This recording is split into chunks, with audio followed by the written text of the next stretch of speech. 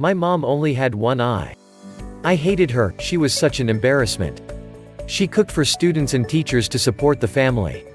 There was this one day during elementary school where my mom came to say hello to me. I was so embarrassed. How could she do this to me? I ignored her, threw her a hateful look and ran out. The next day at school one of my classmates said, your mom only has one eye. I wanted to bury myself. I also wanted my mom to just disappear.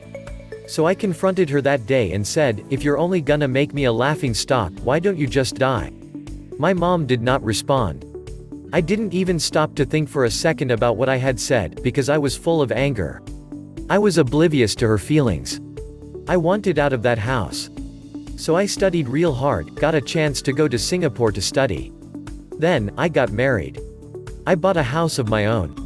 I had kids of my own. I was happy with my life. Then one day, my mother came to visit me.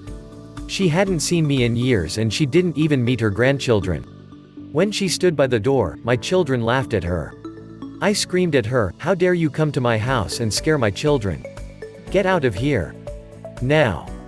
And to this, my mother quietly answered, oh, I'm so sorry. I may have gotten the wrong address, and she disappeared out of sight. One day, a letter regarding a school reunion came to my house. So I lied to my wife that I was going on a business trip. After the reunion, I went to the old shack. Just out of curiosity. My neighbors said that she died. A little sad, but I did not shed a single tear. They handed me a letter that she had wanted me to have. My dearest son, I think of you all the time. I'm sorry that I came to Singapore and scared your children. I was so glad when I heard you were coming for the reunion.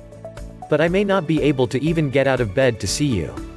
I'm sorry that I was a constant embarrassment to you when you were growing up. You see, when you were very little, you got into an accident and lost your eye. As a mother, I couldn't stand watching you having to grow up with one eye.